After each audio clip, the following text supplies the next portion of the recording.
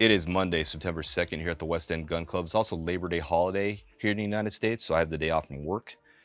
I came out here for just a little bit, specifically to zero in this new scope. If you follow my Instagram, you know that I acquired the Zero Compromise ZC420. And so this is their more compact scope. They make a lightweight hunting scope, but that's not available in the United States. It's only available in Europe, and it has like some specific reticles. But in any case, this is ZC420. It's 4-20 variable magnification, 50 millimeter objective, 36 millimeter diameter tube, as typical with ZCOs. And the reason why I acquired this is to put it on my NRL Hunter rifle build, which I used this season or this past season in 2024. And I acquired it to replace this, which is the Leupold Mark 5 HD 3.6 to 18 by 44. This is Leupold's kind of flagship. I won't say flagship, but it's their top tier compact scope. Like they make I think they make like a MPVO, if you want to call it that, medium power variable optic, which is like the 2-10. But this is kind of more oriented. Like this is the one chosen by hunters because it gets you a good low end magnification 3.6, and it tops out at 18, which is more than enough for most hunting scenarios. Anyways, this is a very lightweight scope, and that's why I got it. It's got some nice features on it. But when I used it this past season, I was very disappointed in the optical clarity. I thought it was going to be better, and while it's decent and it's good for its price range, if you ever use top tier scopes, you're always going to look at other scopes and compare it. Your eyes just get used to this optical clarity. And when I shot my NRL Hunter rifle build with this scope this past season, I was able to shoot okay. It's just I just felt it was lacking in the optical clarity department, and I just wished I had my Zero Compromise because I'm so used to Zero Compromise my Voodoos. I'm just used to that optical clarity, and I missed it. And so I said, you know what? I'm going to get a ZC420, even though it's going to gain some weight, and we'll talk about that in a few moments. In any case, I was going to hold off for a little bit, and then I knew I was going to get it before 2025, the next NRL Hunter rifle season, and I said, you know what? I'll just shop around anyway, and I saw that CS Tactical, which is a vendor in Northern California, who is an authorized dealer for Zero Compromise. They happen to have a 420 with the MPCT2X reticle with non-locking elevation turrets, because these don't lock, they just spin. You don't have to pull them up to unlock. And with the 10 mil per rev turrets, which normally, I'll say normally, Zero Compromise by default comes with 15 mil per rev. So I wanted the 10 mil rev non-locking and that 2X reticle. I could have went with 3X. I was actually looking for the 3X, but the 2X reticle doesn't have the open dot design, which a lot of people don't like. I like them actually, but I figured I can work with the lines, and I said, you know, let's just get it because it's nice to have another reticle anyway, because now I have the Impact 3, Impact 3X, and now the Impact 2X. And so I got it last week, just playing around with it, topped it onto this rifle with the Area 419 match rings, which I'll show you a little bit more detail after I start my zeroing process. But here we are, and I want to go ahead and just try to get it on paper. I packed light today. I drove my Tacoma because I swapped the oil pump in my Jeep, and I'm waiting for the RTV to seal to cure on the upper oil pan.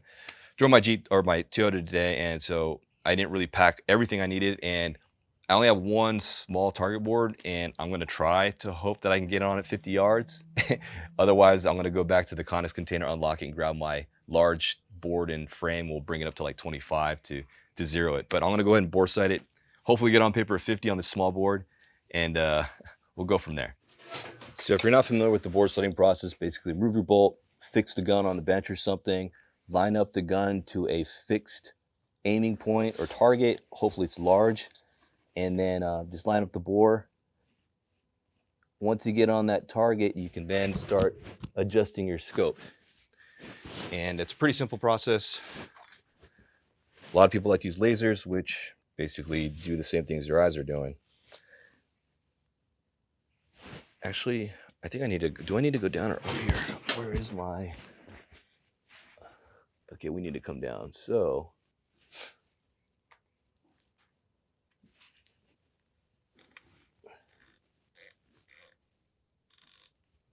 actually up rather. So bring the reticle down.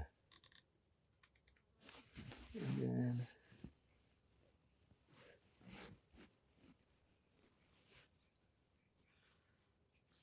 Might be a little bit off on windage, which is going to be fine. I usually like to tune windage closer, but that's fine. All right, that's all you do. Basically, just keep looking through there, make sure the gun is fixed, and then kind of just go from there until the reticle lines up with your target. We might be on, might not be on. Never know. Okay, we'll try that and then go from there. Again, like I said, I put the target at 50 yards, which I shouldn't have, and it's a relatively small target board. Ideally, you'll want something like a big, like maybe a 1 foot or 2 foot wide target and maybe a 2 foot, 3 foot tall, and that should be enough to get you quickly on paper, especially at 50 yards or 25 yards, especially. But I got a few rounds to spare. If I don't get it on paper within a few shots, I'm going to go ahead and bring it in even closer. I can try to bring it in closer, and then otherwise I'll go down and get another target board from the Connex container. I was just too lazy to go get it this morning.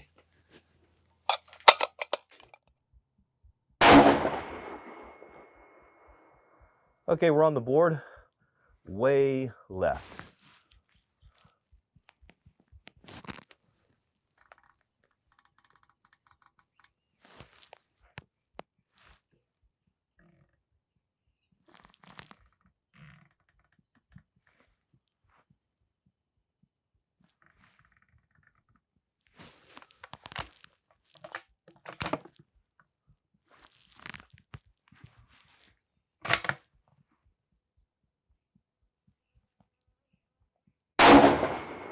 Nice. Windage is good. Elevation needs to come up, but this is a 50, but we'll just go bring it up. Just 2/10,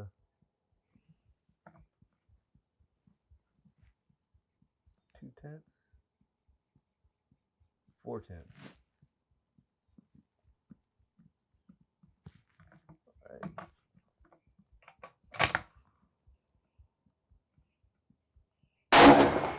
All right, we're good. We'll just dial it in right there, and then bring it out to 100. I'll bring out 2 more tenths here. Bring it out to 100, and then we should be okay. Should be a pretty quick zeroing session. But I'm also going to test some ammo too, because I do have some new loads here, some new primers.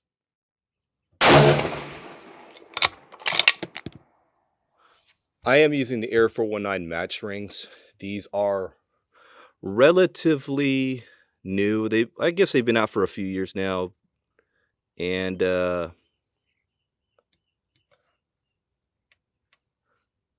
I picked them specifically because they support a couple of features that I like on the Spurs. One, they have these accessory mounts for their own accessories. So there's an interface here that you can put like their level, or they do make the LRA/MDT send it mount, but I use that for my crush it timer, and you can mount it directly to the scopes.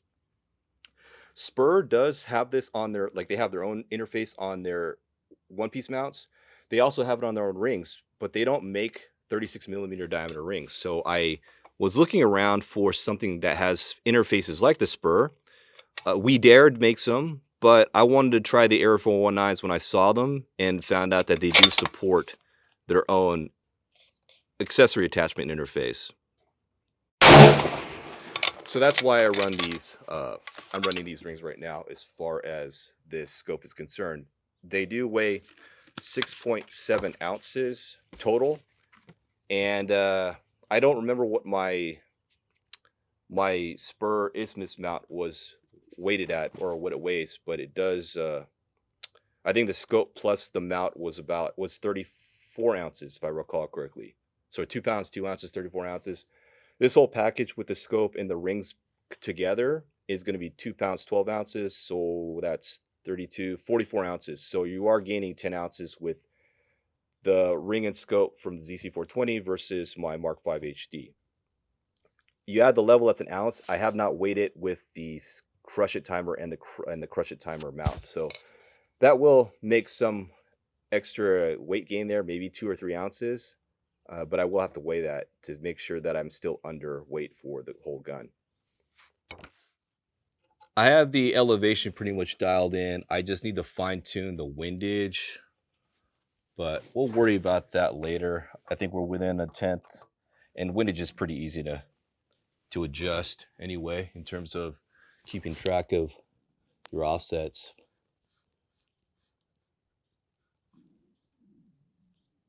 Oh, these are non-locking turrets, so I didn't read the instructions. I don't know if there's a specific way in which you're supposed to set these turrets up. I guess they're just free spinning.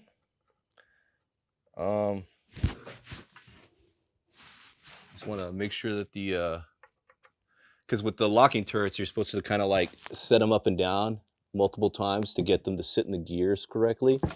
I'm not entirely sure how this works with the non-locking, but we'll figure that out. Because looks fine. I do need to torque these down. I don't have my very fine inch-pound torque wrench for like 4.5, like 4 inch-pounds and 5 inch-pounds. Why did I say 4.5? But 4 or 5 inch-pounds. I think that's what you need to put on these. But we should be okay there. Oh, weird. Sorry, I didn't realize that my turret was not at 0. If you notice at the top here, there's a 0 indicator. The 0 stop indicator means I'm up a rev. I need to come down all the way. So here we go. There you go. Now it's flat. We should be 0 for 100 yards here. We should be good to go. My stomach is kind of growling because I'm hungry. All right, I think we should be fine with this setting here. We're all lined up. Sweet. I don't know, a lot of people are polarized about locking versus non-locking turrets. I can go either way, but I want a non-locking turret simply because it's easier. I do have this MK machining device that it's a little shim that you wrap around the scope. When you have the locking turrets, you lift them up and you put it in there so you can't press them down. So it's basically like a spacer. I actually use those in my Voodoos, so I actually prefer non-locking, to be honest. I know hunters prefer locking because you don't want to snag and move your scope, but that's one way to, I guess, one way to mitigate that. But for me, non-locking is my preferred go-to. My current load for my NRL Hunter rifle build is the 144 Burger LRHTs with 42.2 grains of 4350 and Alpha Brass and CCI BR4 primers. I am going to try to download them, and I am going to try these go down to the 41.5 and then 41.8. So that's what I made up right now, and we'll see how those go. And I also made some with Federal match primers. So I have 10 with CCI BR4s of 41.5 and then 10 with 41.5 with the Federal Gold Medal match primers. The reason why I'm trying those out is because BR4s are insanely expensive now per brick. Back in the day, you used to pay $50 a brick for BR4s, and they were about twice as much as regular small rifle primers. Now, regular small rifle primers are around $80, $90 or whatever, and now BR4s are about twice as much, $160 per brick, give or take. Federal Gold Medal match primers are about $80 to $90 a brick for small rifles. So that's why I wanted to try them out, because I don't see myself buying BR4s at current prices. And if they stay the same, I don't see myself wanting to buy them if I can get a primer that's just as consistent for less money. So we're going to try those out. But I know a lot of people are trying to come up here, and I don't know. I told them they can set up, but I guess they just want to shoot alone, kind of like I do. But I'm going to go ahead and try to speed through these so we can get out of here, because I just don't want to be here as well when people are trying to shoot or wanting to shoot. So let's get these loads tested.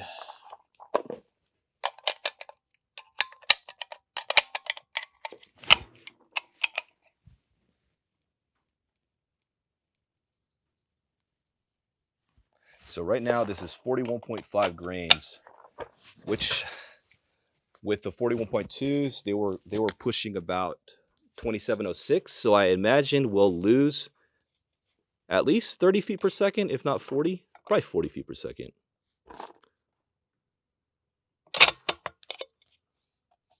Well, no, 7/10 of a grain, that's pretty hefty. We'll see. We'll see. We'll see what I lose here.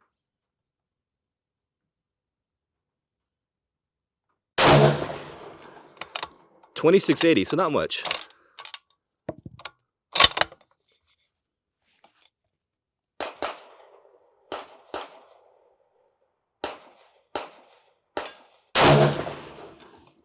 $26.66.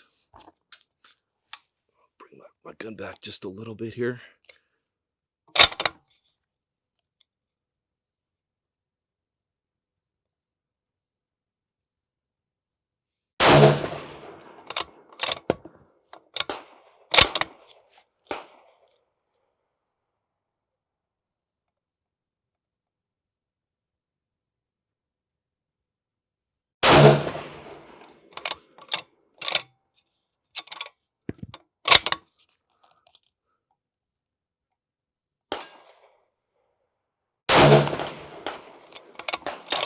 I didn't lose much velocity, to be honest.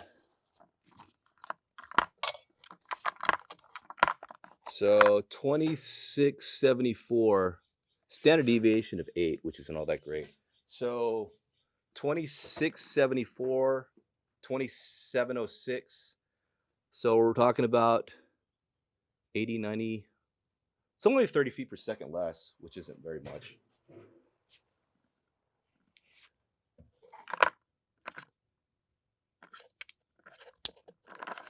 Let's go and try 5 rounds going up to 41, 41.8, 41.8. Actually, no, these are, should have marked these better.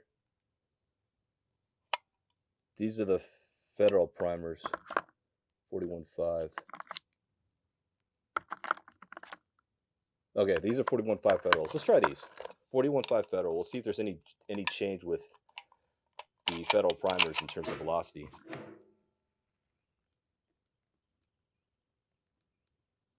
So for my records, 41.5 with federal primers.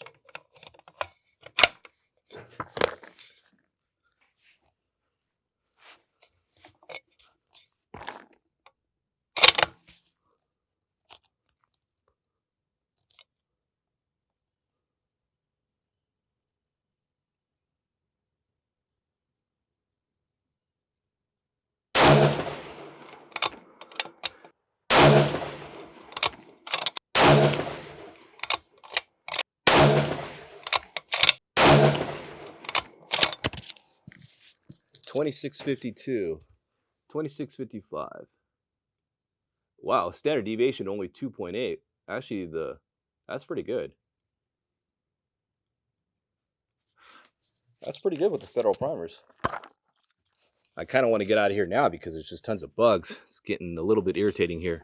So this is 41.8 grains H4350, but with the first 5 will be BR4s and the next 5 will be federal gold medal match primers.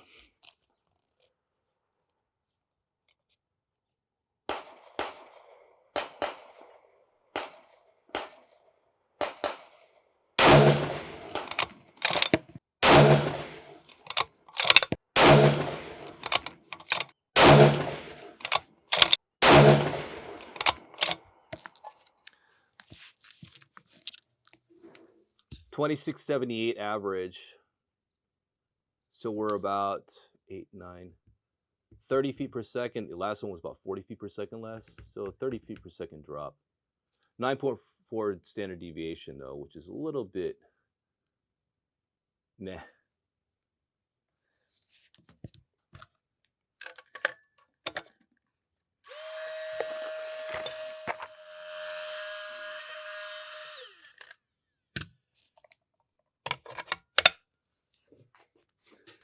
All right, 41.8 with the federal gold medal match primers. I think let's see if the SDs look better like they did with the last group.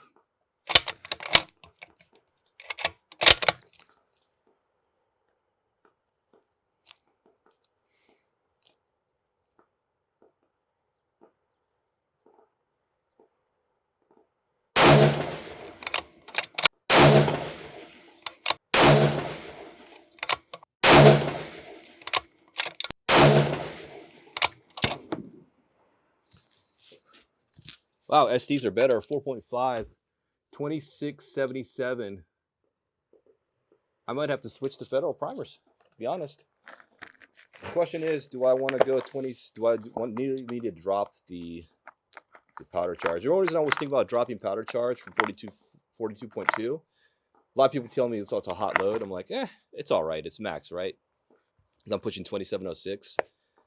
But it looks like 0.4 of a grain drop is accounting for about 25 feet per second.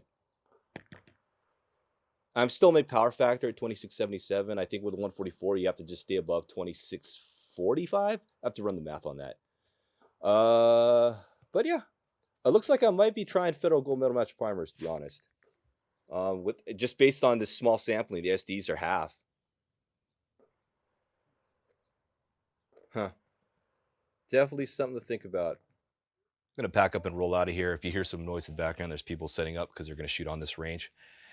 Got everything kind of zeroed in. I do need to fine tune it though. As I was shooting, I feel like I'm a 10th low, so I'm going to adjust that. I just adjusted it now, but we're going to go ahead and kind of reconfirm everything later, but we're shooting okay here. Pretty much adjustments constantly to get it zeroed, and these were the test loads.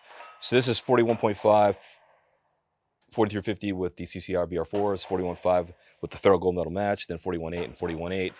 Pretty much just shooting the same. We're about under an inch, about 3/4 a minute angle, which is fine for me for what I'm trying to do. And this is a hot barrel, keep in mind. This is the last group I shot, first round, and the next 4 were right here. Not sure what's up with this zero shift, but again, it's a hot barrel. I was shooting it pretty fast this morning. So I adjusted 1/10 up, and we're going to walk off the line or off out of the range like this with 41, pretty much right here, like move a 10th up, and we should be okay. Windage, I think it's going to be fine. I always adjust for windage a little bit per day, and based on conditions anyway. But there's a lot of stuff flying around. So if you see like bugs flying around, it's because there are bugs. So let's quickly rediscuss everything. We have a Zero Compromise ZC420, MPCT2X reticle, non-locking turrets with 10 mil per rev, with Area 419 match rings. As I mentioned earlier, this Leupold Mark 5 HD with the spur mount weighed 34 ounces, 2 pounds, 2 ounces. This rifle scope, the scope and the rifle rings were weighing in at 44 ounces. So 44 plus, minus 34, 10 ounce difference. So that's what it weighed. The difference did weigh out when I weighed the gun. So the gun with the triple Skypod triple pull weighs 11 pounds even with this Mark 5 HD configuration here. When I weighed it with this setup here, plus the level, it weighed 11 pounds, 11 ounces. So I did gain 10 ounces plus 1 for the level. I have not weighed it with this whole Crush It stage timer. I'm sure this adds another 3 ounces. Assuming it does, we're talking 11 pound, 14 ounces. And we're just barely under the 12 pound limit for open light. I'll reconfirm that when I get home, what that weighs in at. Definitely a weight gain here. I can probably run the Crush It timer on my body. I was debating on just velcroing it to my arm board anyway, instead of having it on the gun for NRL Hunter. And that would make sure I'm under the 12 pounds for sure. But I mean, it's just little nuances there. I think we'll just find that, if we go to a range and their scale is kind of like weighing things heavier than they should be, then I can quickly take this off and get under weight. Because I try to account, the reason why I wanted that 11 pounds is because I wanted to just account for any variances on scale. So 11 pounds guarantees I'll be under the 12 pound limit. 11 pounds, 8 ounces would have been comfortable, but now we're coming in quite close at 11.11. So got to keep an eye on the weight there. And it's amazing how all this stuff just adds up. I could go to a Skypod double pull and I can shave like half a pound to a pound easily, but I do like the triple pull. I love what that gives me as far as NRL Hunter advantages in that format. It's just too valuable not to have, in my opinion, for that game. I know a lot of hunters like, oh, I'll never carry that kind of a bipod into the field. I understand that, but this is kind of a game, so gaming it a little bit. In any case, that's it for this range vlog. Oh, one other thing. Sorry, I want to mention this. Full Federal Gold Medal Match Primers apparently are looking pretty good as far as SDs. So I'm probably going to switch to them. I'm going to try more loads with my standard load of 42.2 and see if the SDs come down. If they're under 5 or 6, then we're going to simply move to that, because I think the best SDs I was getting with the CCI BR4s was only 9 SD with that load. So if I can get a 5 SD, that'd be awesome for Federal Gold Medal Match, and I'll just switch to them. They're cheaper too. So I did try CCI military primers, and those weren't any better. I got hotter loads, like hotter velocities, about 10 feet per second faster than BR4s, but the SDs were the same, like 8 or 9. So, but yeah, interesting data we're getting from here. But I'm gonna go ahead and roll out of here. I need to run an errand too. I'm gonna ditch my stuff and go get some oil, because I mentioned earlier I had swapped out my oil pump on my Jeep. I got the same oil pressure solenoid error again that I had 3 months ago out of nowhere when I left the range last week, or this past week. I realized my oil pressures are kind of weird, and then it looked suspiciously like what I had before. And so I killed the engine, turned it back on. Sure enough, the check engine light came on for the same code. So instead of swapping out the solenoid with a third party, I went ahead and just swapped out the whole oil pump, which comes with the OEM solenoid. We'll see if that solves the problem. Hopefully it does. If it doesn't, then I have to track down what else it could be, because it sounds like it could be a wiring issue. And I'd hate to have to diagnose that, because wiring is a pain to swap out, because it snakes through everything. And so you have to go find that harness, figure out what it is on the, the Mopar, or the, Mopar website or whatever for their parts. And then that's just the pain. So hopefully that solves it. I'm going to go home, get oil, giving the RTV 24 hours to set, because you drop the oil pan in order to remove the oil pump. Reattach the oil pan with RTV. So I'm giving that 24 hours to cure. I know people say you can do it with an hour, but I like to be sure and let it cure, because I don't need them. I got other vehicles to drive. So anyway, I'm going to run that errand when I go home. Oil filter. Anyway, that's it for today. Monday, September 2nd, Labor Day, here at the West End Gun Club. Thanks for watching. I will see you in the next vlog.